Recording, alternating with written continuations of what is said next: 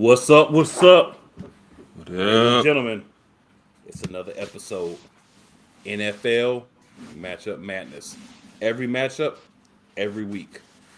Y'all hop in the comments, interact with your boys and ladies throughout the show. But we're going to go ahead and get things popping here.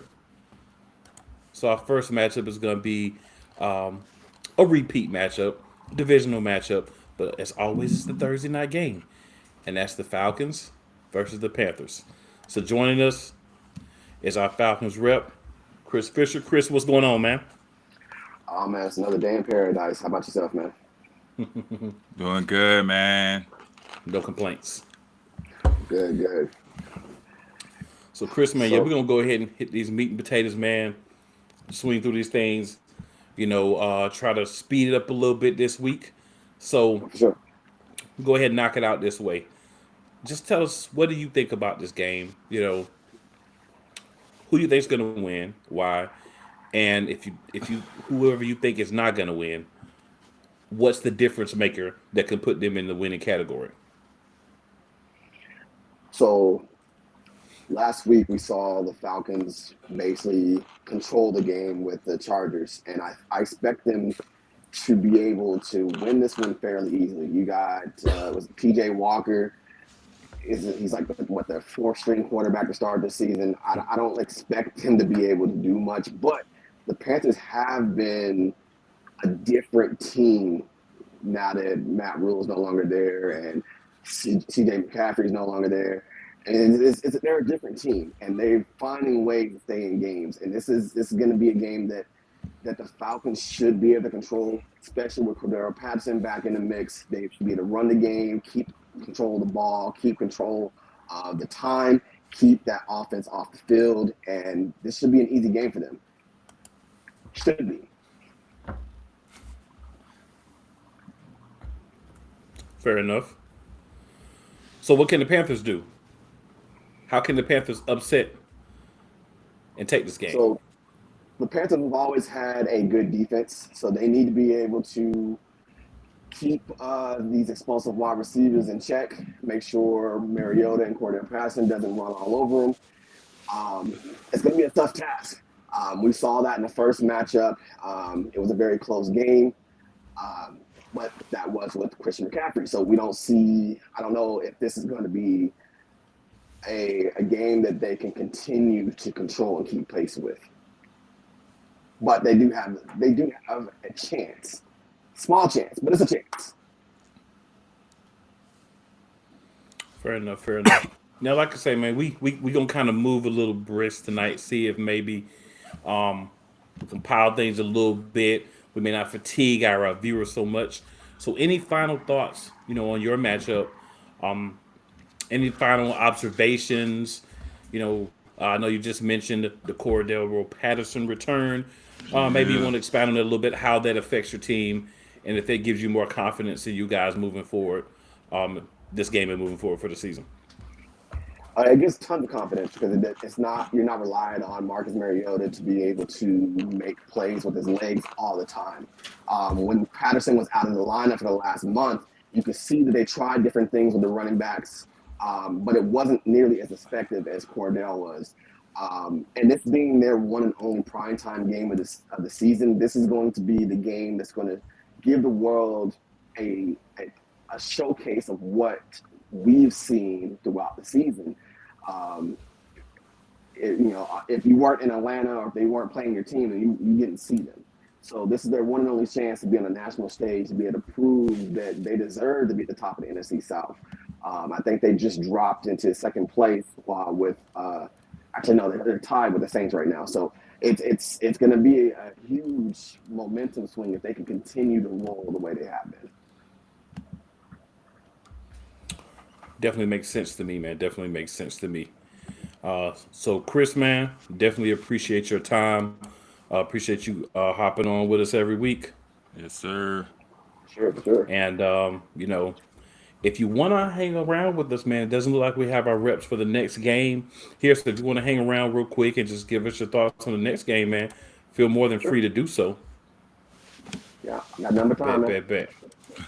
So, we'll go ahead and move to the Seahawks versus the Bucks. A Oof. game that might have a little interest to you as well, being that you are a Falcons fan.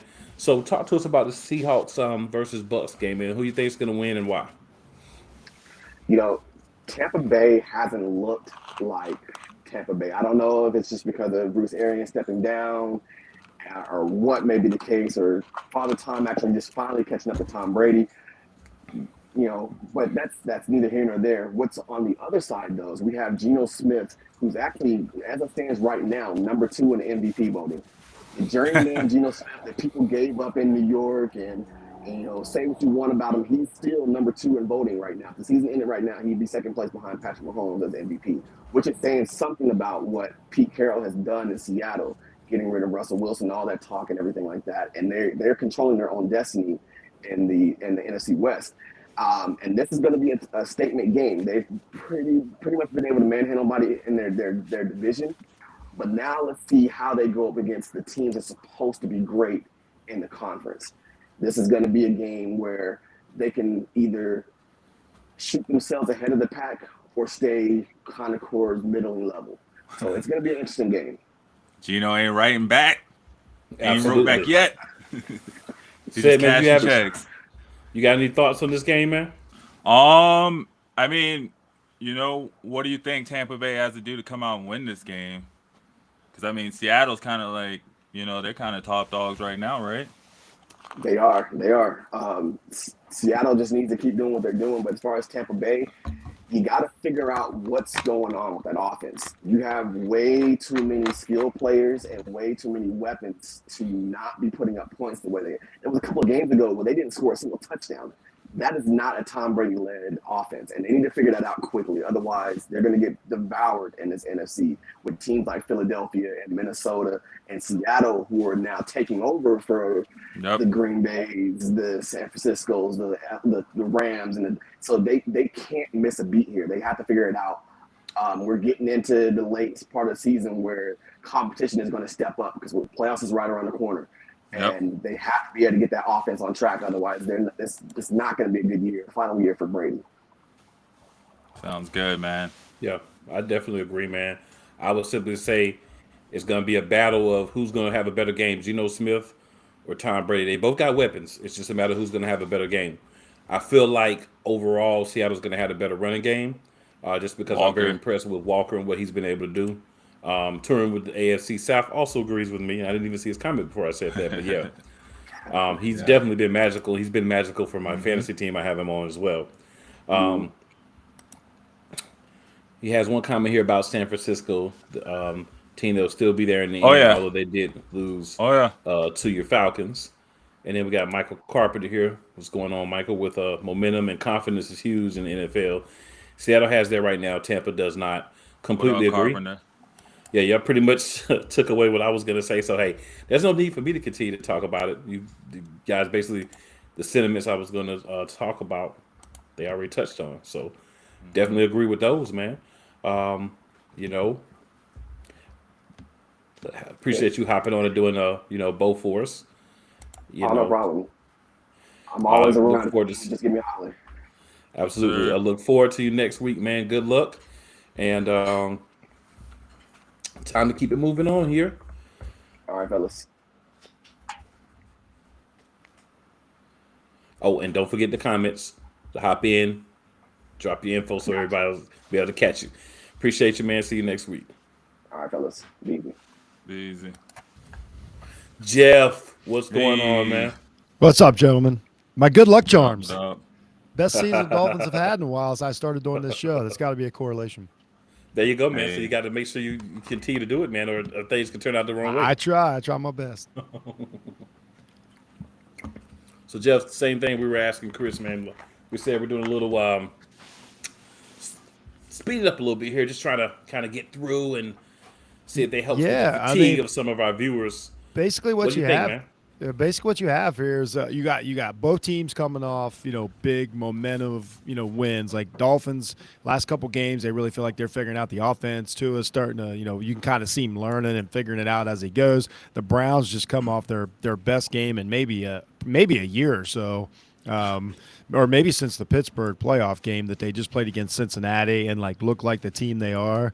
Both of these teams give up yards on defense. Both of them get a lot of. People would be surprised to know the Cleveland Browns actually average more yards on offense than the Miami Dolphins. As much as we talk about the Dolphins' offense, they do it in two different ways. One of them's going to do it with Tua and Waddle and Tyreek Hill, who's having an MVP type season. The other one does it with maybe the best running back in the league right now, and Nick Chubb. So they're two even teams, but they do it in completely different ways, which is exciting. The storylines are if the Browns can get one more win, especially if they can get two more wins before Watson gets back, then we really got a story when he hits the field in Week 11. And then obviously the Dolphins with the Jets upsetting the Bills last week. Now the Dolphins are a half game out of first place in that division. They don't want to let this momentum slip away. One more win, I think, over a good team that kind of erases the Tua losses and puts the team where it should be at this point in the season. So this is a really high stakes game for both these teams, and I think it's even. I think it's exciting. I'm glad it's in Miami. Cleveland, Denzel Ward. That's kind of the question mark. If he doesn't play, I give Miami a pretty firm edge. If he does play and he's healthy, I think it's completely even game, regardless of what Vegas says. It's basically Myles Garrett versus Tua Tagovailoa. That is what it's going to come down to. And it's a bad matchup for Tua. Myles was a complete disruptor in that game versus the Bengals, and was in Joe Burrow, who is a very good quarterback and a little more experienced than Tua in these situations, and Myles Garrett ruined his night. So that makes me extremely nervous. I guess the best thing we can hope is that it's 90 degrees in Miami again. Definitely makes sense. Right. And another comment for touring the AFC South here. Dominique Foxworth makes a big case for Tyreek Hill for MVP on this podcast that dropped this week. Well, I respect Dominique a lot. He's one of my favorite analysts. He has been since he retired. He said a lot of good things this week, and I honestly believe what he's saying. When you look at the impact that Hill has had and how he's done it, I'm very impressed. I said it on a show earlier this week that we did a show. I said the same thing. I went so far as to say I don't know about MVP. I believe he is a top 5 overall player in the league right now as far as what he can do in one day on a team. He has an impact, just like we talk about, TJ Watt last year, Aaron Darnold. Hill has a huge impact on the entire game, more than I even realized he did with Mahomes.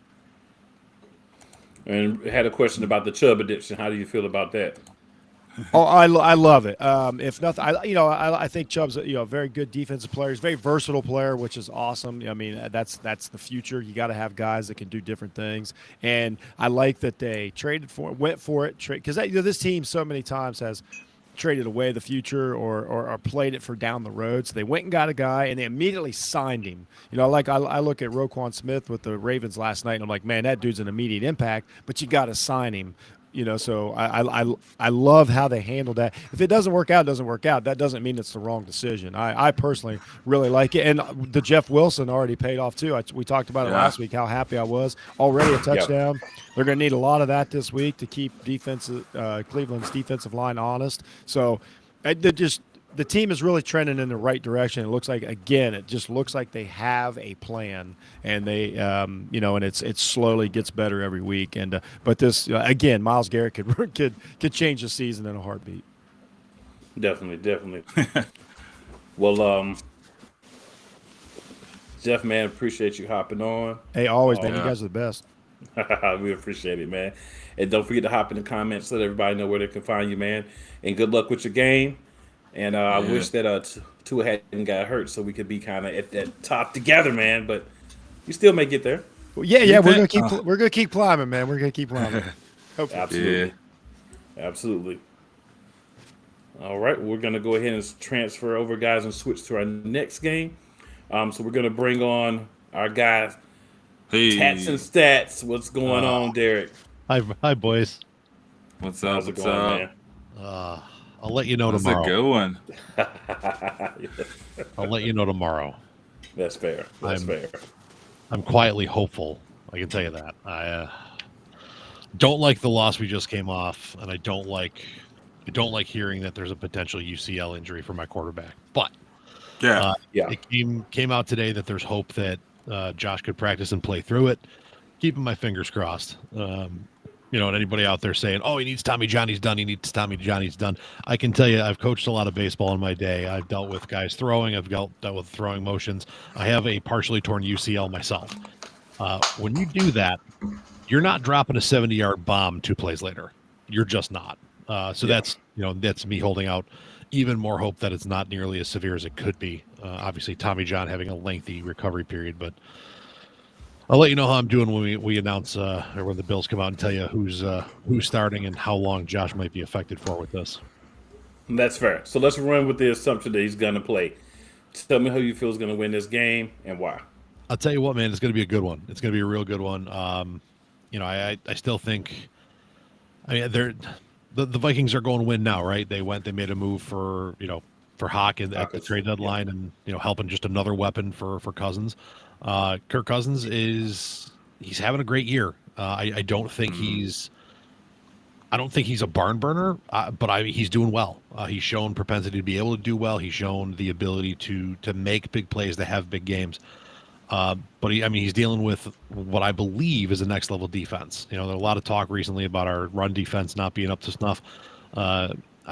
I kind of write off a little bit of the Packers game. You're running the ball like crazy, down 17 points to the point that Von Miller was even hurt on the field going, why are you guys running the ball so much? You're chasing 17. So that was kind of a funny anecdote that came from that game a couple weeks ago. But, last week was definitely a little bit more concerning. Obviously, the running game in Minnesota is pretty solid, but it's going to be whether or not they want to, and if the Bills can put points on the board, if they're able to be able to just sit back and run the football. So if Josh plays and we can put points on the board, I think the Bills take it. I think if Josh doesn't play, we're going to be in some trouble. But also, if Josh does play this game, got to be able to put points on the board. We can't have the stupid turnovers, can't have the bad interceptions that keep points off, and let them just be able to just turn and hand the ball off and chew clock on us. Yeah, definitely. Now, as far as Minnesota goes, because unfortunately our Minnesota rep wasn't able to be on tonight, and shout out to him, man. I hope you feel better, Alex, man. We're praying for you, bro. But from the Minnesota side, how do you feel about that team? I'll tell you what, man, Minnesota's exciting. I've been rooting for them for a few years now. I've had a lot of favorite players that have come through Minnesota. I've had a lot of guys I've been a fan of, and they feel like they almost feel like the Bills of the NFC to me a little bit. They're that team. They're chasing. They went from dealing with Favre for how many years to now Aaron Rodgers, and always just the redheaded stepchild of the division. Just they should be better. They should be there. It's their year, and then it's not. And now this year, it finally seems like it is their year. I like them, man. They got a lot of good thing going on, and they got a pretty good receiver up there. Justin Jefferson rings a bell, maybe. He's legit. And even though Adam Thielen's getting older, man, he's still a hell of a football player. So he's consistent. Punch up there. So again, that running game with the older Cook brother is not something to scoff at. Madison does well when he gets to tote the rock. Like they're a good team, man. They really are, and I think they're deserving of being in the lead in that division. And it's going to be a tough game, even if Josh plays and Josh is healthy. It's going to be a tough game. Josh being banged up, it'll be tougher. Josh out, I don't feel great about it. Yeah, that definitely makes a lot of sense, just from the standpoint of when you don't have your starting quarterback, that does make everything a little trickier. Absolutely. For sure. But yeah, man, good luck to you this week, man. I hope it's not a major injury. Hope he's able to hop on.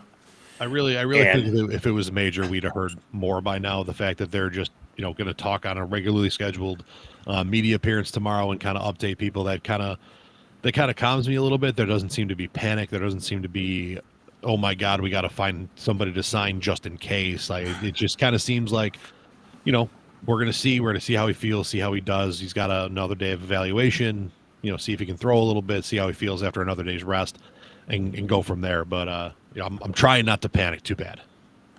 You don't think they should shut him down for a few games? That's on him, man. I'm the guy that's looking, saying, he's a competitor and stuff. If they say, he can throw, he might be a little sore, but he's not going to tear anything. He's not going to, make it worse. let him play. You know, if he says he can, let him go. But if it's a thing where like, listen, he should shut it down for a few weeks, or he could really do some damage, yeah, we're shutting him down. You know, it's especially with you want to win them all.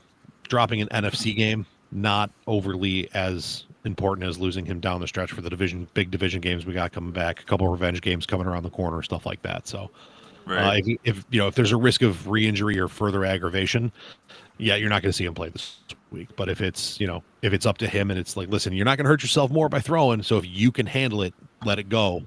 You're going to see him out there. This kid's not going to sit back and let somebody else tote the rock this week if he can help it. Yeah, I definitely dig it, man. I'm excited about it. I think it's going to be a major game for us, and a major game for everybody to watch. Because of course, like yourself, I'm anticipating that Josh Allen's going to play. He's a guy that you just want to see. Like, I don't ever want to see guys get hurt. No. And people saying it's like, oh, whatever. But I like to see good games, right? And injuries kind of affect good games. So having guys that are out there to play, especially like quarterbacks who are important people in those games, man, it's very important to the games being able to be as good as they can be, and that's what we all want to see. Absolutely. So yeah, hopefully he's able to play, man, and I'm excited to watch it. Definitely good luck with it. I think you guys have a real good shot to go deep, do some things in the playoffs and everything. So very excited about that. And make sure you hop in the comments, let everybody know where to find you. Good luck, and we hope to see you back next week, man. Will do. I'll see you guys next week. Thank you. Yeah. Mm-hmm. All right, guys, we're gonna go ahead and switch things around here. Ian should be on here in a second. So we're gonna go ahead and get this thing started. We got the Broncos, we got the Titans, got a Broncos fan here. Either way, so I think we'll be fine. There we go. There he is. There's that guy. About a tag team, yes. Oh man, not like that tonight, man. I can't let him do you like that, man. I can't let him do you like that. Nah. Hey, I'm a King Henry fan, man. I'm not looking forward to that. I'm not either. Yeah, definitely. I think it's gonna be an interesting matchup. So, Mike, talk to us from the Titans side, man. What do you think about this matchup? What's that? I said, what do you think about this matchup, man? It's definitely going to be a tougher matchup than what many want to talk about, because the Denver Broncos defense is pretty rock solid. So the Titans are going to have to do more than what they did pretty much, the last game. Give or take, I would say the offense didn't necessarily kind of sustain itself over the entire game, of course, like they did in the first few games. They scored in the first half, did score in the second half, didn't take opportunities to make plays, which they were there for the Titans. Receivers couldn't catch the football. And, they have to make those plays. They have to finish drives. They have to score in the second half, which they are the worst, one of the worst teams in the NFL in scoring in the second half. So, they're not up in the first half. You might want to chalk up a win there, Ian. Yeah, that definitely makes sense. Now, Ian, actually, I'm gonna go ahead and let Sid ask these questions. Sid, talk to me, man. What's going on? Yeah. I guess, Ian, man. What do the Broncos got to do to come out and not allow, King Henry to rack up 158 yards like ETN? Play with 12 men on the field disguised as 11 and always put 9 in the box. I mean, honestly, we all know that the run defense has always been the suspect issue about our defense, because I'm not worried about the back 7 or anything like that. But it's always been a struggle point for us, and we've seen it all season. If running backs can get going against us, it's always been our Achilles heel. So, I mean, if we need to absolutely put 8 in the box, especially if Malik Willis is starting again this week, which I don't know if it's going to be him or Tannehill, I think it wouldn't be wise if we only did 7. It'd be better for us if we did play 8 in that regard. Another thing, but again, I think it's going to come down to the quarterback play as well, because Malik Willis, our other struggle point has been mobile quarterbacks. We've seen it. If they're more statuesque, we have a better shot, because our pass D can get there Yeah. It's just the run D that's the issue. So, and obviously with Bradley Chubb moving on, it's going to be a lot of Baron Browning. It's going to be a lot of Nick Benito as well. Yep. So if they can get going, hopefully we can stop Hail to the King Henry, but it's going to be a hard game, especially with how they look against Kansas City. And, obviously we need our offense to step up as well. Obviously Cushenberry hit the IR, but the thing is our team got better when Cushenberry got his injury. So Risner doesn't have to worry about his right side and his left anymore. He could just focus on the one guy in front of him, and this will give guys kind of like Muti, it's going to give him the chance to say, hey, I deserve to stay on this team. I hear you there. And for those asking if I'm on the street, I'm literally outside my car because I'm doing a project and I didn't want to take up one of the computers up in the classroom. Hey, do you, man? We in the streets, we in the sheets, we in everywhere, man. We do it where we do it, bro. It is what it is. We just talking football. But hey, it's field recording. yeah, but seriously though, so Mike, is there any update on who the quarterback's going to be? Well, the Titans like to keep it close to the vest when it comes to the quarterback and the injuries because, of course, Vrabel played for Bill Belichick, and of course that's what he does. He doesn't give out any of that information, so there's no update.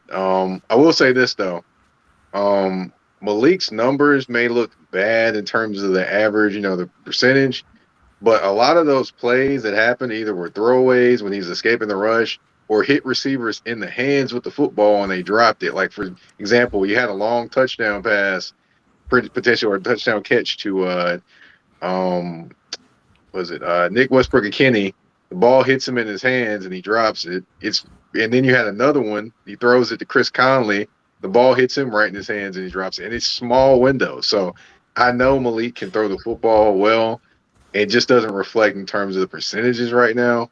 But the ball is like literally hitting people in their hands in small windows, and he's getting it. So he's not very far off from being the guy, which I think will be the guy in 2023. We'll see, man. We'll see. Well, yeah, man. Ian, any last thoughts, man? What do you think the score is going to be? I mean, I want to say that us last week broke the curse finally of being stuck at 16 points. But at the same time, I need to see it again in order to believe that we can actually put points on the board.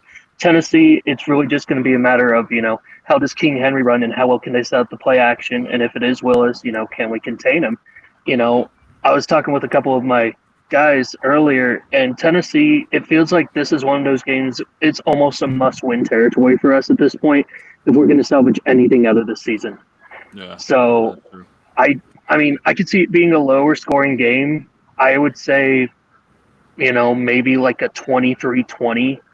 But as far as me saying that it's going to be Denver winning, I don't know. I really don't. Only because I know Tennessee's defense is pretty stout as well. I know they'll be able to cover Judy. So I'm hoping Sutton actually shows up again. But, it's nice having all these weapons. It's another thing to actually make them fire. We'll see, man. Hopefully.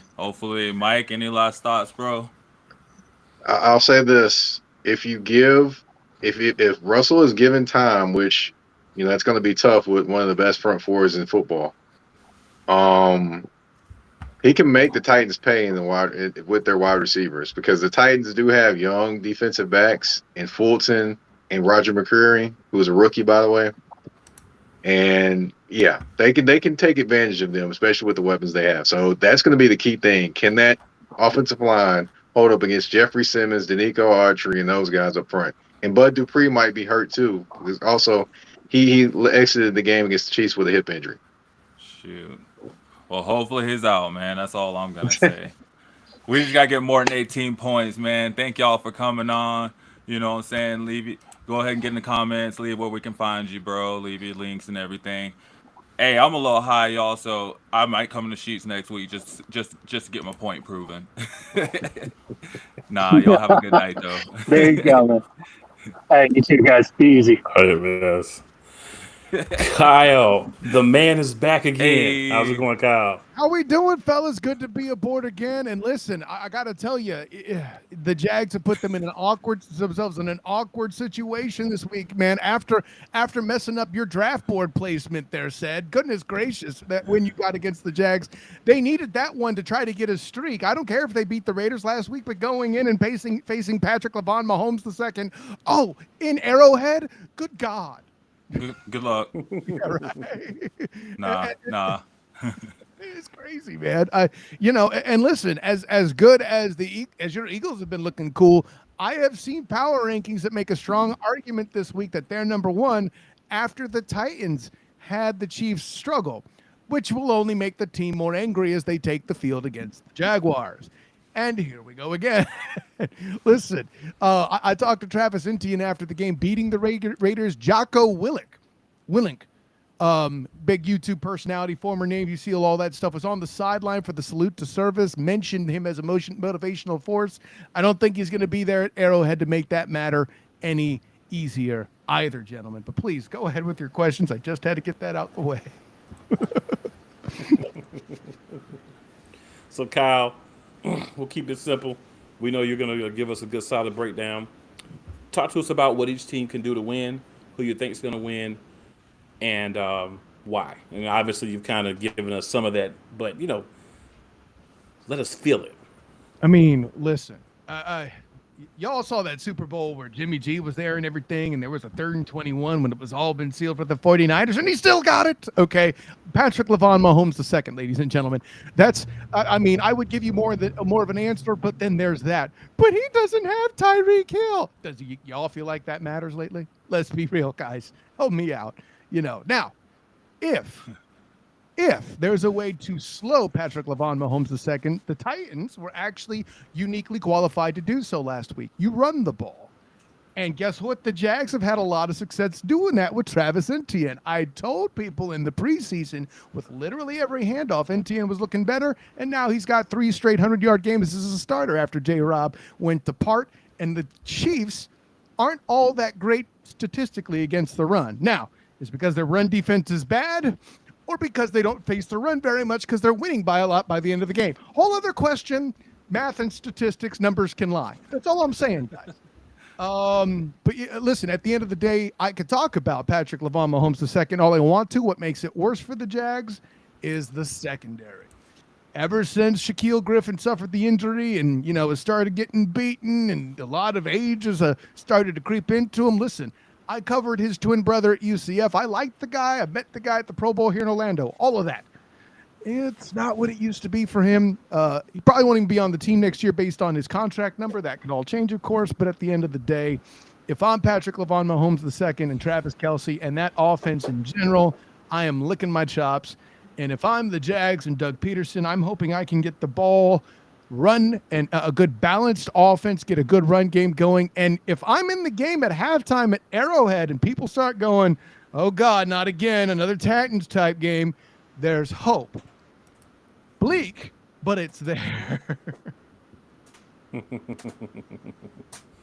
I hear you, man. I definitely understand it. Right. Definitely a tough matchup. And if I'm a Jags fan, I'm kind of like, this is one of those where you kind of go in like, if we can, like you said, stay in at halftime, if we can lose by a touchdown or less, if we can do this, if we can do that, just some milestones, we can look like we belong on the field with the Chiefs. We feel good. But at the end of the day, man, this has been a season where we've kind of seen some of these games where you kind of expect one team to just go out there and dominate. We could even talk about, and the Eagles rep will be on later. The Eagles game is one example of one of those. You really felt like before the game, one team was going to go out and dominate. It didn't quite work out that way. The Texans looked like they belonged. So it's a possibility. And if you stay in the game long enough, anything can happen. Yeah, well, and Thursday night games are tricky. I'll give you that. Cool. But again, yes, it's on Sunday, 4 o'clock, I believe, at Arrowhead. There's no help like that here. Man, listen, the one great thing that the Jags have to look forward to is they're starting the Raiders. I think the Raiders game, that victory is kind of that first step of them not shooting themselves in the foot anymore, fellas. It was very nice to actually see in the press box, oh, wait, that was a fumble early in the game. But wait, nothing else after that? Okay. Yeah. No mistakes football. I like this, But yeah, from all that, the best thing I could gather is that they'll have to do that and more to be competitive. The best thing the Jags need to hope for is for that to happen. Obviously without winning, of course. And to take those positive vibes of, hey, at least we didn't beat ourselves into the bye, come out hot and catch up in that division, especially with that extra playoff spot. They got the Titans twice on the schedule. They can make up those 2 games. And, while Mike made some great points in the previous segment about Music City Malik Willis doing his thing out of Liberty, the hope is there. It's just bleak. They needed some of those back, like, the Giants lost, for example. Or I would have said Denver, but I don't want to insult said. No. Well, Kyle, You as good, always, bro. man, we appreciate you hopping on. Make sure you hop in the comments. Let everybody know where to find you. We're going to try to keep up this express version of the show here. Just kind of, keep it light, keep it moving. Try to not fatigue our watchers too much here. See if that'll help. Honor, joy, and privilege, gentlemen. Until next time, guys. Class dismissed. Hey. I love it. Love it. Have a good one. All right, we're going to go ahead and hop over to our next matchup. We have our guy here, Malcolm, who will be covering the Bears. And What is Malcolm, up, what's cool? going on with you, man? I'm good, cool. How you doing? Can't complain, man. Can't complain. I hope you enjoyed your free win in fantasy. If only Mark Andrews wasn't hurt, you would have fell victim into the ghoulie zone. But unfortunately, that didn't happen. All I can say to you, man, is I lost 2 matchups by 15 points or less because I left Nicole Hartman on the bench in both of those leagues, I put and him I went in. with Devin Duvernay. So, yeah, I have a couple of people I could tell pretty much the same thing to. Hey, if I made one change, that L would have been coming your way. But hey, that's how it goes in fantasy sometimes, man. That's how it goes. Yeah, It's happened to me. Trust me. It's been a rough day for fantasy for me. Like basketball fantasy, I'm losing 2 straight. I'm like football fantasy, losing 2 straight. I'm like, okay, but yeah. Mhm. Yeah, I'm not even messing with the basketball fantasy, man. I quit that years ago. Right? But yeah, Yeah, Malcolm. So, good game from Justin Fields last week. Something to build off of, right? I mean, you take it where you can get it when you know your team's in a rebuilding mode. But you got a Lions team that's also struggling quite a bit offensively and defensively, especially defensively. So, talk to me about how do you feel like this game is going to go and how things are going to move. Surprisingly, this might be the most. You know what? People can say the cowgirls and the Green Bay fakers is America's game of the week. No, Bears and Detroit might have that beat because, well, for 2 things. Number one, you got horrible defense against a defense that lost 2 of its big playmakers. But other than that, it's like, I'm expecting this to be a high scoring game. Surprisingly, this game might go to the 30s. Like I wasn't expecting the Dolphins and the Bears. I did say last week the game would be close. What I did not predict was it going to be in the 30s. I didn't expect a 65-point game. Did not expect that. And I will say I'm so happy for Justin Fields. Chicago, we have a quarterback. Finally. Finally. It took us all this time, but finally. But yeah, the Lions, Bears, obviously NFC North Division rival. The Lions coming off of probably one of the biggest wins in their in this season, beating the Green Bay Packers, holding them to 9 points. The fact that Detroit beat Green Bay with one of the worst defenses in the league, this tells me something. That A, Green Bay can be beaten, and 2, if the Lions can do it, Chicago can do it. So as for Detroit itself, my biggest thing with Detroit is quarterback. I'm not the biggest fan of Jared Goff. I think Goff is not the answer, but hey, Goff is making it work. Like you have DeAndre Swift, who, oh boy, stopping him is going to be a nightmare because back then we've had Hicks and a whole bunch of other playmakers to stop DeAndre, but now with all those guys gone, now it's time for those rookies, like Dominic, like Robinson, and all of them to step up, especially going into the edge as well. If we can literally contain DeAndre Swift, and this team doesn't even have TJ Hawkinson anymore, thank goodness, we could actually beat the Lions. But the question is, can the Lions defense stop Justin Fields? And the answer to that is hell no, not even close. So if I'm understanding correctly, we're coming on this week, and Malcolm Bean on the NFL Matchup Madness is saying the Bears are going to win this game. Hey, turn around. Yes. Okay. That's I the just second half of want the to year. clarify. Because we haven't heard that much from you, so it's Not at all. refreshing for us to get a different take. Yes. Cool, man. I'm glad to hear it, man. Finally. Yeah, you guys look good. I have false hope. That's the And the problem. thing I is, have too much false hope. Sometimes, even in a loss, if you have questions answered, that makes the team better. This was a loss, but again, you had a Justin Fields go out and have one of those career days, right? Oh, wow. And that's promising because that's been a concern, with the line, with the talent that he has at this current point. Him being able to go out and do that, bodes well for his future. Hopefully that's with the Bears if they can turn things around and actually get some weapons around that man and a line. But you take what you can get. So happy that you've got a different outlook, different prospects of your team after this past Sunday, man. So definitely appreciate you hopping on. No problem. Look forward to having you on next week, man. Yeah. Definitely hop in the comments. Make sure you let everyone know where they can find you. And we'll have you back next week, man. All right, guys. You guys have a great show. And as always, good fight. Bear down. Good night. Peace, guys. Easy. All right. Then we're going to hop over to Peyton here. Our guy for the Steelers. What's going on, Peyton? What is up? Happy Tuesday. Yeah. We're back, baby. We're ready. Hey. Yeah, So sad, man. How I'm gonna y'all let you doing? roll with this one, big dog. All We right, good, man. We good. I'm good, man. Where's the crowd at? Where's the crowd cheers at? Man, see, I changed my background for a different podcast, man, but it's still up over there, man. It's over there, Okay. Nah, but okay. So yeah, y'all got the Saints this week. Yeah, we got the Saints coming off of that devastated loss to Baltimore, so they're right for the pickings. We had 2 weeks to prepare for them. We got healthy. We got healthy during this time.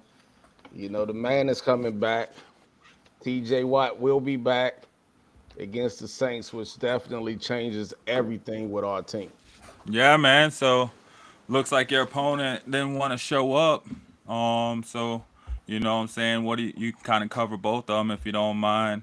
Just kind of touch on both teams. What can starting with the Steelers, what can they do to win this game? And what do you think the outcome is gonna be? Yeah, absolutely. For the Steelers to win a game, it's the same. We gotta keep Kenny's throwing arm around 20 to 25 passes, man. We can't. He's throwing 50 passes and 53 passes as a rookie, man. There's no reason for that, right? Nothing good comes from that. Our defense, having TJ Watt back definitely changes that defense. We're getting a lot of our starters back from injury. This 2 weeks came at the right time. This week off came at the right time. So now that we're probably full up on defense again, and then we just brought in that corner from the Commanders, Patrick Williams, I believe is his name. Okay. So we brought in a corner who could play. His thing is man-to-man. So that definitely fits our scheme. He didn't like the Commander scheme because they had him playing too much zone.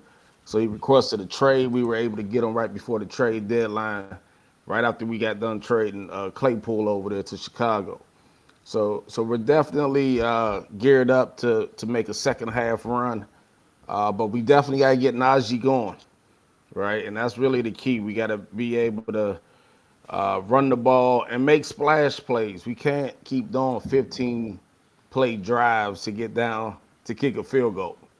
That just, that just doesn't make sense. And when you run that many plays with a rookie, you're leaving yourself up to a mistake or to the offensive line being tired or something happening, as we can see, it's already been happening.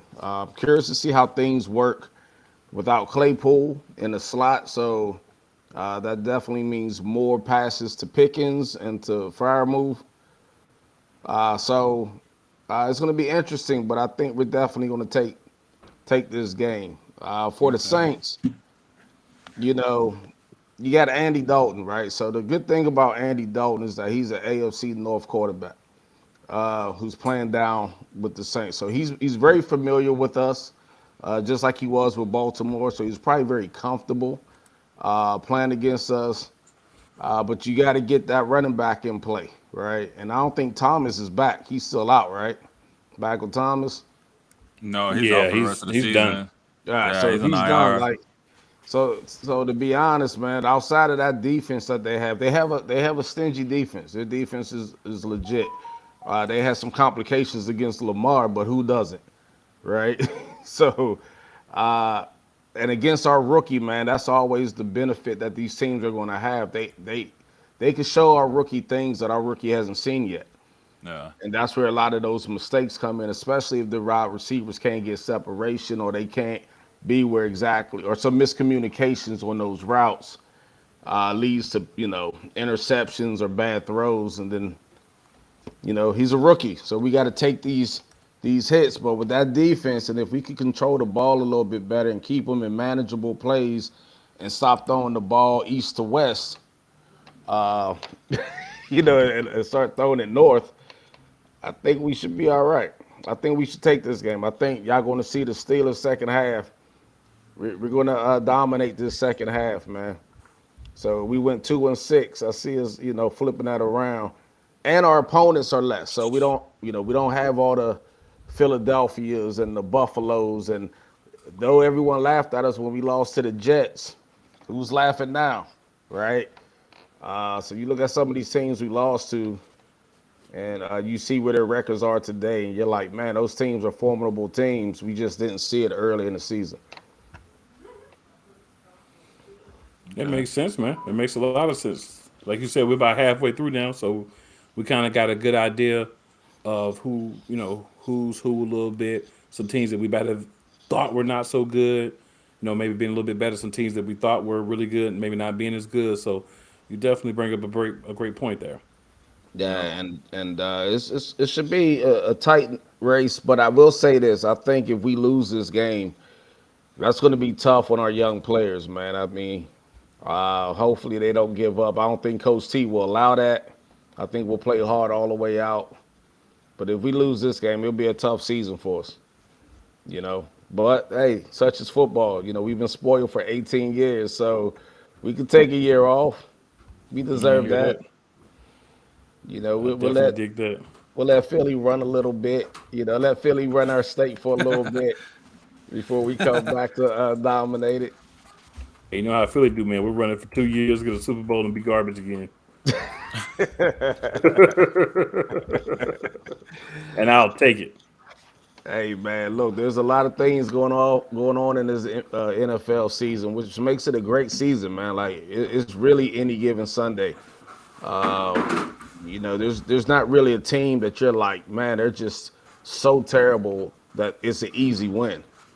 I thought Detroit might have been that team with just one win, and then they came out and just won this weekend, right, against a team that we thought would be somewhat formidable this year. And still can be, right? So, yeah, everything's always a question, man. You never know. From week to week, you kind of learn everything you need to know about what's going to happen. Yep. Absolutely. So, that's all I got for the Steelers this week, man. Just stay tuned. Be ready for the rebirth of Steeler Nation with Kenny Pickett to Pickens connection. And understand that's going to be special for the next 10 years, man. And we will get Super Bowl 7 and 8 within the Hot next takes. 3 years. Hot That's a hot takes. take. That's Yeah. Hot definitely takes. that's definitely what we consider a hot take. Sizzling. Coming But back, baby. Coming back. but definitely appreciate you hopping on, man, and make sure hop in the comments, let everybody know where they can find you, and good luck. Will Yes, do, sir. brother. See y'all next week. Y'all take care. Be safe. Yup, be Yes, easy. sir. Yes, sir. All right, so we're gonna go ahead and make that transition, guys. We got us a matchup here. Whew. We got the Green Bay Packers, and we have the Dallas Cowboys. What's going on, fellas? How y'all doing tonight? Doing We great. good. We good. So, Douglas, I already know what's gonna happen. So go ahead and give it to us. Ladies and gentlemen, whenever you see me, you know what time it is. It's just like the Cowboys coming in. The crowd goes wild. It's just no doubt about it. Let's go. I love it, man. I love it. So we're gonna go ahead and start with you, Douglas, man. Talk to us about what Dallas needs to do to get a win this week. They need to pretty much stick to the script until somebody really beats us playing our game. If we get off to a slow start coming off the bye week, and give the Packers hope, this could be one of those different type of games. But any given Sunday, but let's make no mistake about it, reputation will not beat this Cowboys team. Packers are not, all respect to you, Trey, but the Packers are not the Packers of 2-3 years ago. This is a team that's been decimated by injuries. Yeah. This is a team that is struggling offensively. This is a team that does not have a wide receiver. This is a team that the two great running backs that they do have are having problems. They're not even being exactly because they're steadily trying to make Aaron Rodgers the MVP again instead of noticing the strength of the team, which is running the ball down people's throat. It'll open up everything, which leads to the Cowboys' weakness, which is the running defense. They got two running backs. If they give them the ball, they will cause problems for us. I will give you that. But they trust in the almighty Aaron Rodgers, and so far that's what got them at a 3-6 record right now. So if they play that way against us, trust me, Aaron Rodgers will get hit, and he will get hit hard this week. It's no doubt about that. So I mean, my defense is legit. It travels. So we already know we coming for him this week. If he drop back and pass, it's gonna be a problem. That's all I got to say. Mic drop. Trey, what you got, man? What you got for us? Honestly, fellas, I'm disgusted with Aaron Rodgers myself. So I really ain't got too much of a rebuttal, man. I honestly, like, the first 8 weeks of the season, I heard Aaron Rodgers complain about other players and how they need to step up. If not, they need to get their reps cut back. He said Matt LaFleur needs to simplify the offense. And I'm at a point now, after watching Aaron Rodgers' performance against the worst defense in the NFL in Week 9, Aaron Rodgers honestly really ain't got too much leverage to be complaining about what's going on in Green Bay, considering he threw 3 interceptions against the worst defense in the NFL on Sunday. He threw 2 red zone interceptions. It was a pathetic performance from Aaron Rodgers against the Detroit Lions on Sunday. So he had an interview earlier today. Y'all know every week he go on the Pat McAfee show. I hope he took some accountability for his performance in Week 9 because he was terrible. He should be ashamed to show his face in Green Bay this week. That's how bad he was. He getting paid $50 million this year. And when you're getting paid that type of money even if your team has deficiencies, you're supposed to be able to overcome your deficiencies because you're getting paid so much money. Not only that, he's the reason why Davante Adams is in Las Vegas and not in Green Bay, because in the offseason, he always talking about how, I don't know if I want to return back to football. I don't know if I want to play again. So, honestly, I ain't got no confidence in the Packers winning this game.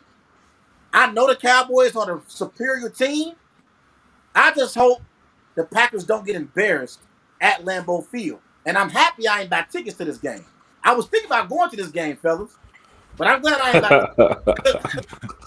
ain't buy tickets to this, because the Cowboys are a more superior team. They got an elite defense with Parsons, with Van Der Esch, with Diggs in the secondary.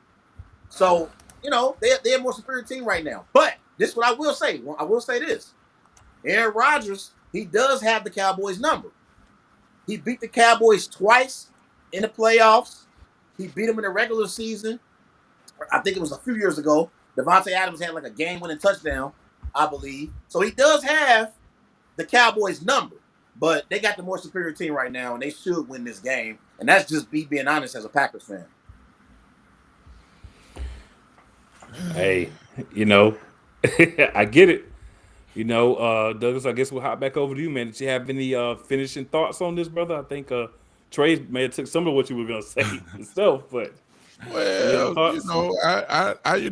I'll just sit here and just let him vent. You understand? I understand. I mean, Rodgers has been on top so long that is, watching them play like this is almost like trying to learn a foreign language. I get it. Yeah, and then before that, so yeah, it's been a long time.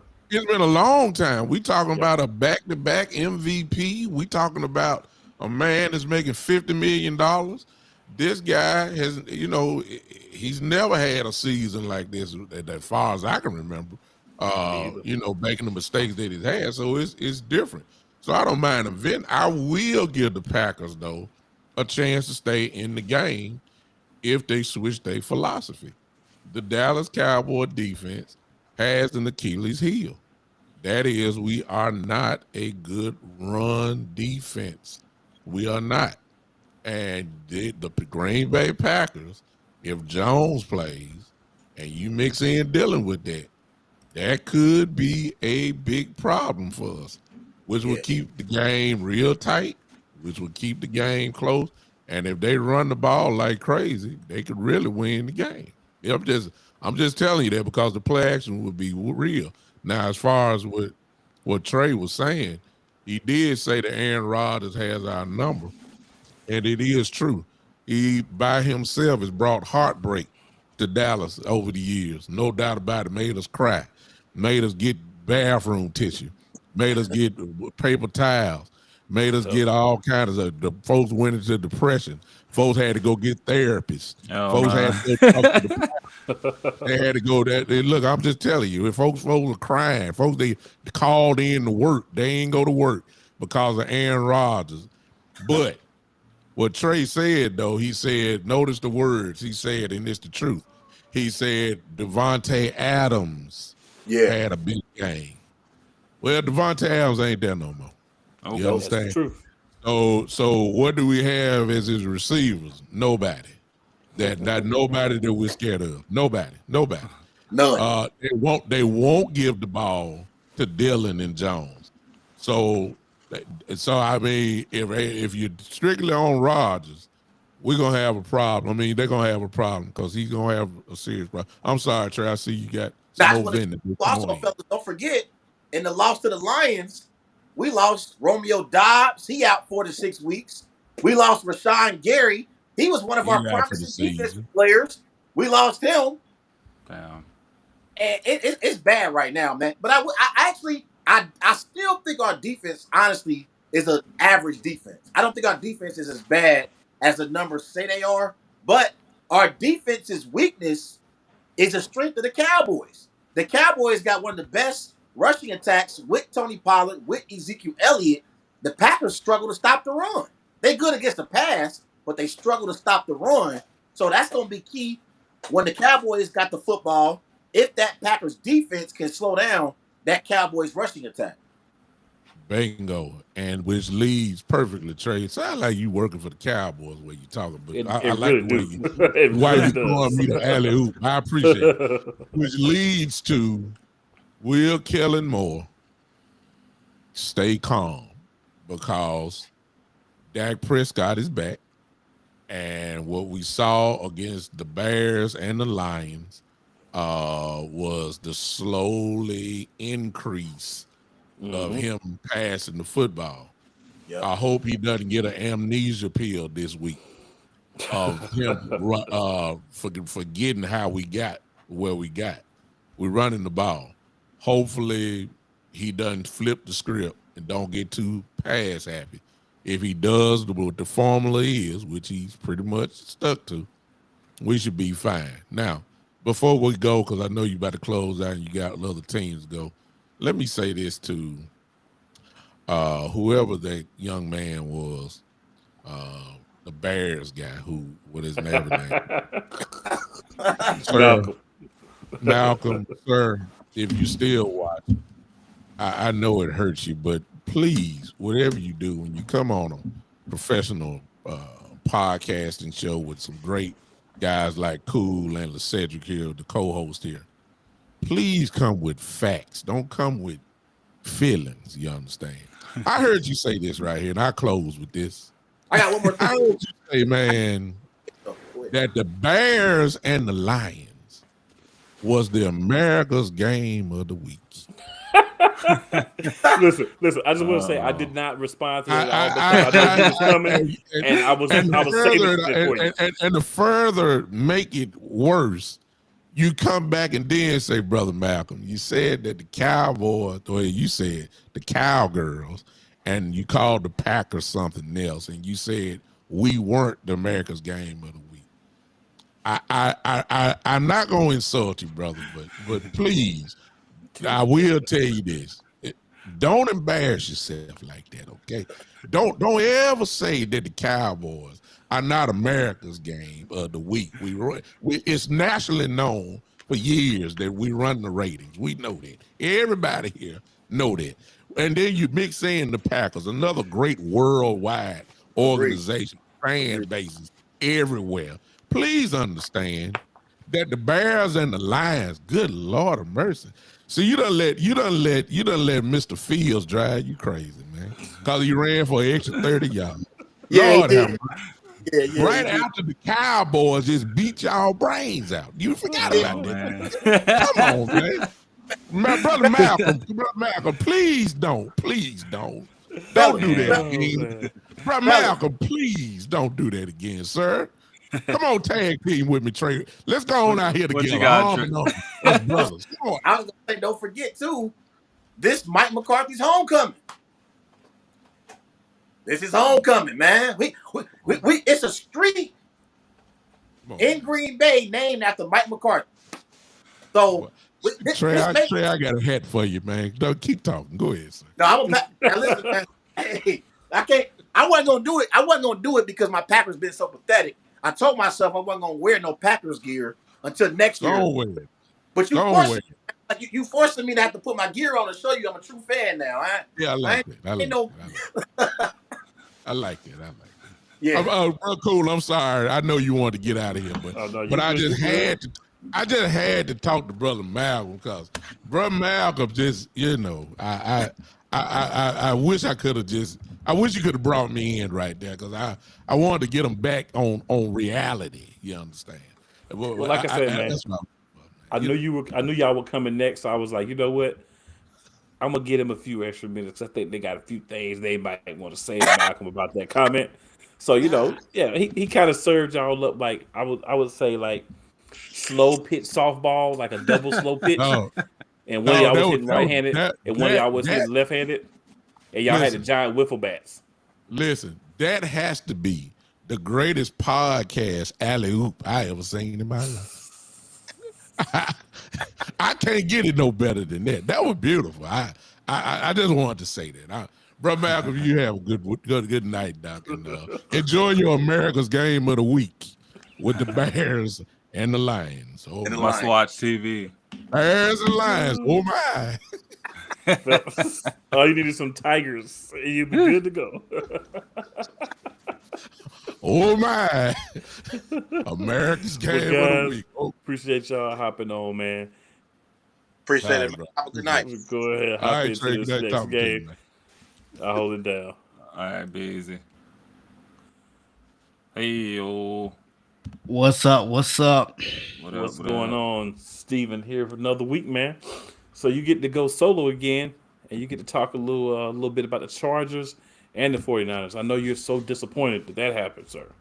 Man, listen, I'm tired of being out here alone, man. You know what I'm saying? Like ain't nobody want to come out here and talk about their teams. They're scared. Nobody want to come debate with me. Nothing, man. They just hide. I don't even get it, man. You're never alone, man, because you got us. Me and said, man, you're never alone. I feel you, man. I feel you. I appreciate that. And I hate the Chargers. So there That's you fair go. enough. That's fair enough, man. That's fair enough. So sad. You hate the Chargers. I'm sure this guy's not a fan of the Chargers this week. So y'all go to it. I'm just going to relax and watch. Let's get it. Man. I mean, San Fran looked kind of good, before they went on their bye. So, what do they got to do to come out and win this one? What do you think the outcome's going to be?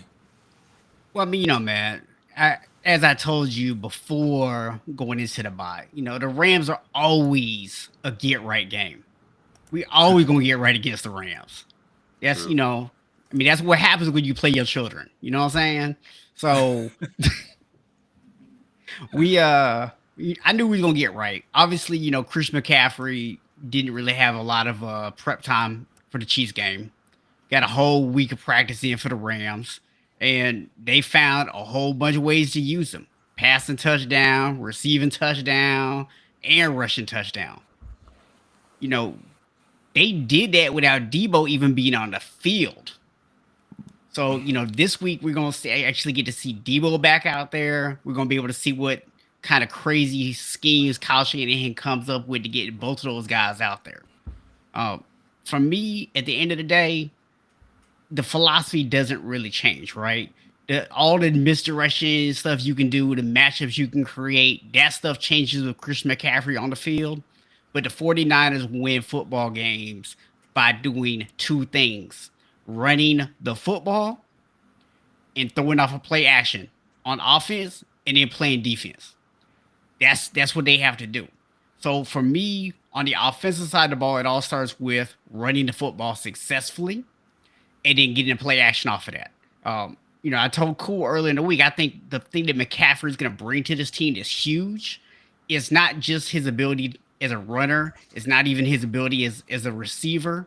It's the fact that he actually gives Jimmy Garoppolo an outlet that he can actually go to. So all those times where Jimmy Garoppolo throws late over the middle or tries to force the ball into double coverage because he doesn't have anybody else to throw to, and they get picked off, my hope is, based on what we saw last week, that's going to really go down because he actually has a guy he can just drop the ball off to. And that's huge for Jimmy. Because we've all said, if you can keep Jimmy from turning the ball over, the 49ers are a very tough team to beat. Now, defensively, they've got to get after the pass rush. Because I'm going to tell you the one problem this team has right now, Jason Verrett, I don't know if he's going to play this week or not. If he doesn't, that means we're basically playing our nickel corner on the outside. We're playing the safety at nickel. So, and he's running a cast. So when you put yourself in that position, it is going to be harder. I know Keenan Allen might be back this week. I'm not sure about Mike Williams. But, if both of those guys are out there, that's obviously a good receiving core. You don't want guys having to play out of position. We were able to slow the Rams down because the offensive line is horrible. So we have to make sure that we get that pass rush against the Chargers to actually get that secondary a little bit of help until we can get some guys back healthy. Okay. What do you think the score is going to be? I don't really do scores because I don't really care if my team wins by 1 point or 72 points. As long as we get that dub, that's all that matters to me. You sound like Vin Diesel. Don't matter if you win by an inch or a mile. As long as you got family. Cool, man. Cool. You got any questions, bro? I just want to say, the Chargers.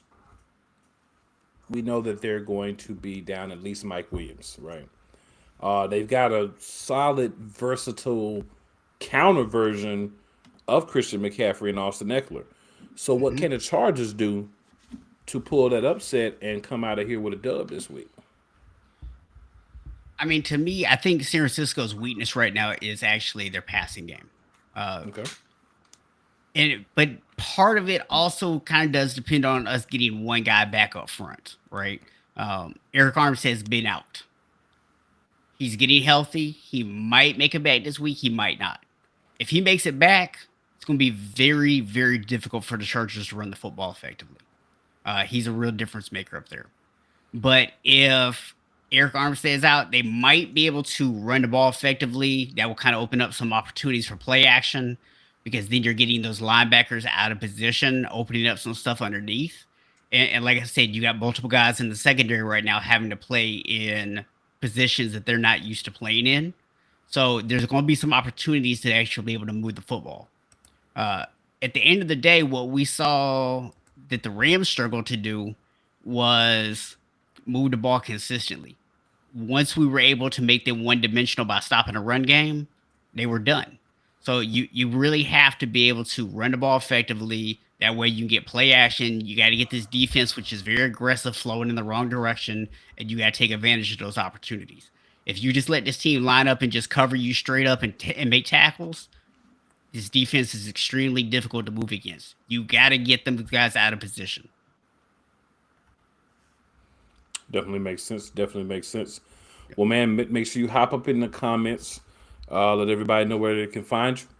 We appreciate you hopping on this week. Good luck in the game, and we'll see you next week. Appreciate it. Easy. Yes, sir. All right, guys. So now we're going to go to what I believe is the game of the week for certain reasons, of course. We got the Philadelphia Eagles at home in the Link rematch against the Washington Commanders. But this time they don't have Carson Trash Juice at quarterback. I mean Carson Commander. But they have Taylor Heineke. So how's it going today, fellas? Good. I think you're Ready to be muted, on the Mike. good side of history. What's going on, fellas? My bad. Oh, you're good.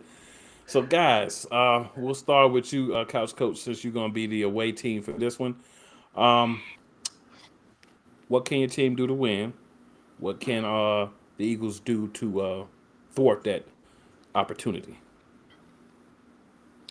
I think it's simple for Washington. I think essentially what they have to do is, I wouldn't say they have to play a perfect brand of football. I think one of the keys is you got to run the ball effectively. I think running that ball, especially keeping you guys defense on the field and preventing us from getting a lot of shots from that high octane offense. I think that as well.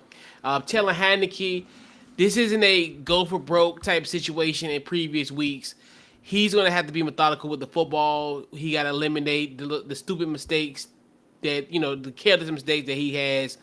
Those luck kind of plays, obviously like that Curtis Samuel play last week and Terry McLaurin play. That's not going to fly, no pun intended, against this Eagle team. So he's got to play well, eliminate the turnovers, and, essentially run the football, no turnovers.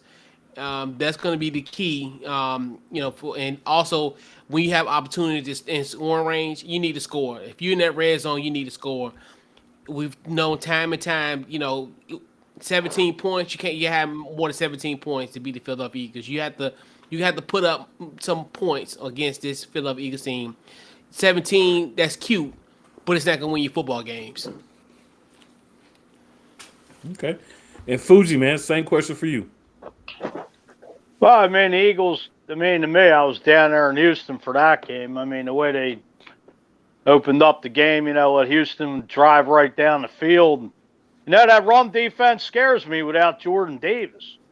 And, this Washington team, it's not, excuse me, it isn't the same team we saw week 3. So, Brian Robertson going up against the Eagles for the first time. I mean, the Eagles better shut him and Antonio Gibson down. You know, Tyler Heineke bringing some fire. You know, the Eagles just can't, you know, play down. You know, it's a divisional game, and I just think, you know, that run defense better step up and, you know, not let, you know, the Pierce or Gibson and Robinson run all over like they did with Damon Pierce last week. You know, that run defense needs to tighten up without Jordan Davis. You know, just you know what that front four just getting that backfield with Tyler Heineke. Like I said, though, this isn't the game we were down in D.C. Cool, you know, and we were pretty much dominated that whole game. So, you know, the offense. I mean, the offense just has to keep playing their game. I mean, Miles Sanders 96 yards last week, but you know, it doesn't matter how the Eagles being 8-0, the Commanders being 4-5. Every NFC East Division game's tough, whether a team is at the top or at the very bottom.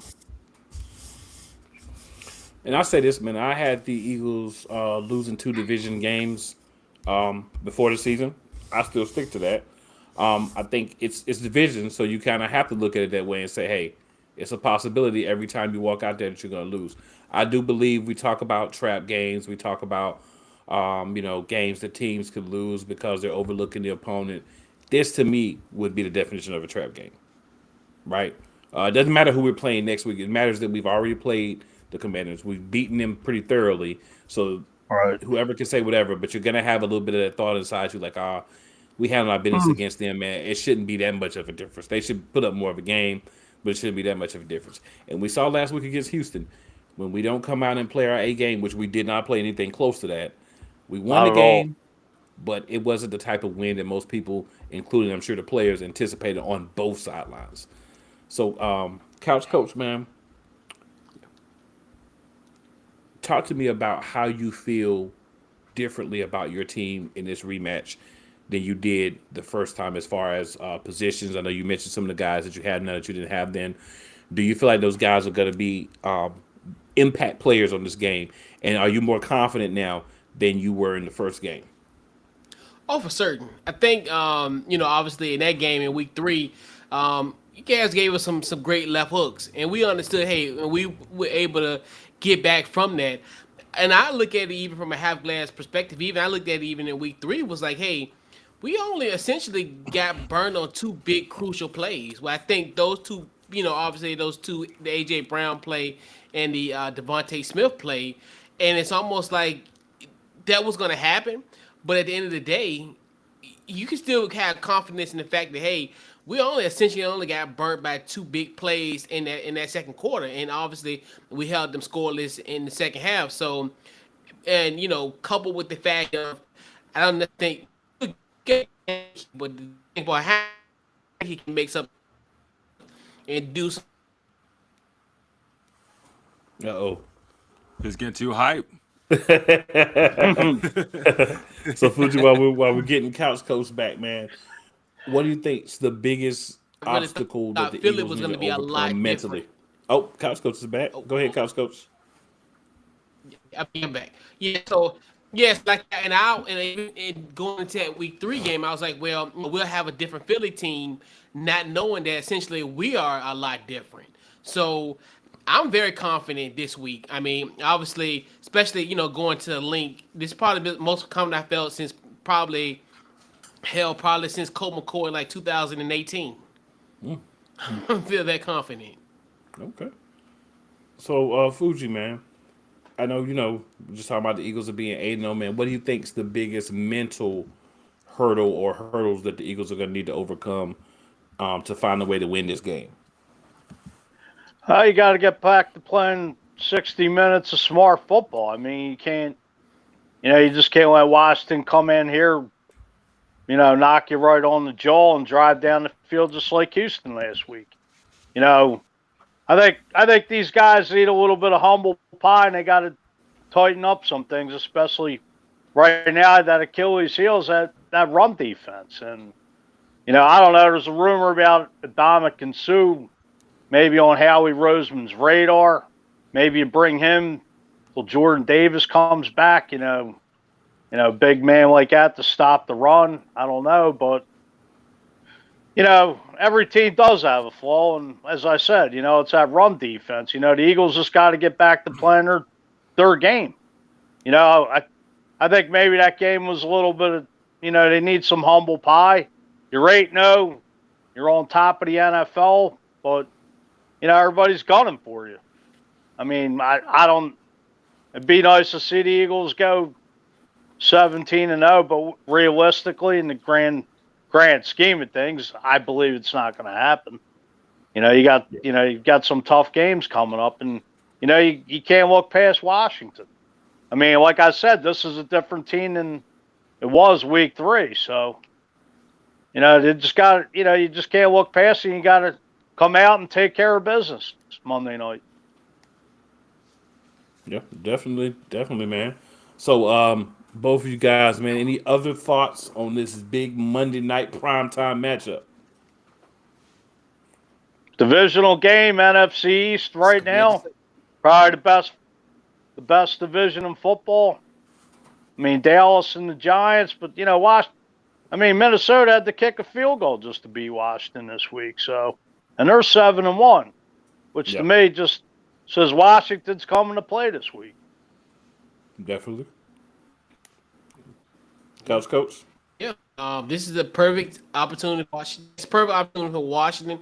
Obviously, coming off a heartbreaking loss last week, we don't really see the resolve of this football team, especially at 4-5. This is a desperate situation. Desperate times call for desperate measures, and we're hoping that this Washington, this Commanders team will rise up to the occasion, and it's gonna be a great occasion, man. Under the lights at the link, what more can you ask for? Absolutely, man. So, guys, both of you, make sure you hop in the comments. Let everybody know where they can find you. We still got, me and Sid still got a couple of matchups to talk about. So we're going to go ahead and hop on those and talk about those real quick. But, guys, appreciate y'all coming on. I'm going to say good luck to both of y'all because I have to be impartial in my current position. But let's go rub the hat real quick, and we'll keep it moving. So appreciate you guys. See you guys next week. $72, we got y'all. All right. All right, take care. All right, guys. So as I alluded to, man, we just got a couple of matchups me and Seth will cover real quick. So the first one that we'll hop on just to, we do every matchup. We had a couple that we didn't have guys to cover. So it's all good. That's what we're here for. So we're going to first talk about the Colts and the Raiders. So Seth, what are your thoughts on that game, man? Oh, man, I feel like the Raiders will just come out and win this one just based off experience. They have the more experienced team. The Patriots show that Ellinger is not ready.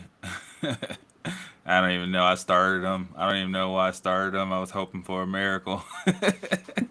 But, and then I don't know. I don't have the roster pulled up, but is Taylor back this week? Because that's their only hope. Yeah, we haven't found out for sure yet if Taylor's back. But I'm going to say this. I think, and I was on the wrong side of this a couple of times this year or in years past, this year, last year, I'll say. Sometimes you may not be as good as far as talent. You get a new coach. You get that boost. It actually happened for the Raiders last year. I think, we sometimes forget about that piece. You got a new guy. Nobody knows what Saturday's going to come out and do as the head coach week 1, right? What kind of things he's going to develop. You don't have any film on him. So I think this is going to be a shocking Colts victory that's going to put the nail in the coffin for McDaniels. I don't know, man. I think the Colts are going to do it, man.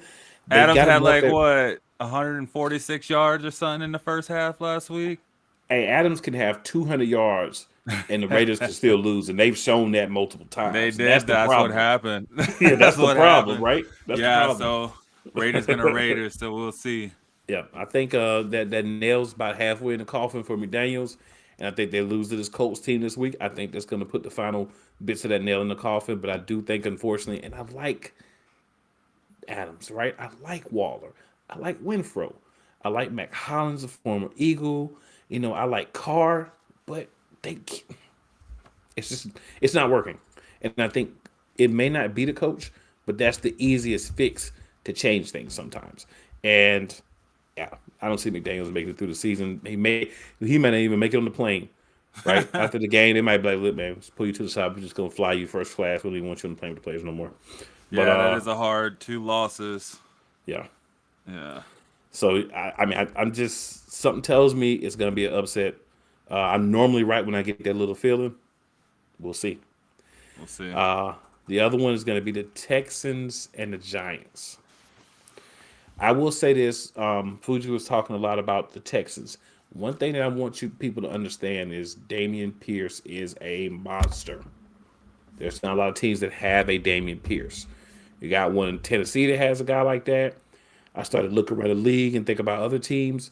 The mix of speed and power, there's not a lot of guys that have that and acceleration, right? So you're going to have a bad game defensively. You're going to look exposed when you're playing against Dameon Pierce. And if you've been watching the Texans all year, that's been happening. The reason why they haven't been winning games is exactly what happened against us has been happening. They stay in the game for the most part. They do pretty well for the most part, but they're just not able to put the other team away because at some point the defense figures out, stop Pierce and make them throw the ball. And the quarterback turns the ball over at those points. So long story short, Giants had a tough loss.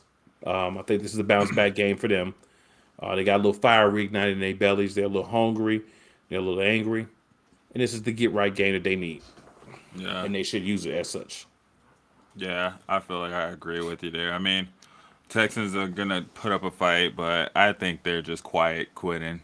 Isn't that a trend right now? Quiet quitting. I think they're playing enough to make it seem like they're not dumping the season, but we know, they're looking at the quarterbacks in the draft. And they're trying to get right their ship. But yeah, I mean, Giants are the same way, like you said. They got Saquon back there, and and they just got to get him the ball. But luckily, Daniel Jones is just good enough to be serviceable, and actually make some plays. So yeah, I see this as a get right for them. Like you said, they're hungry. They've seen what they can do with minimal. They had no receivers. A few weeks ago. And I think they're still just, coming out, like I said last week, and playing to their abilities. I feel like it will be a good game and probably a low-scoring game, quite honestly.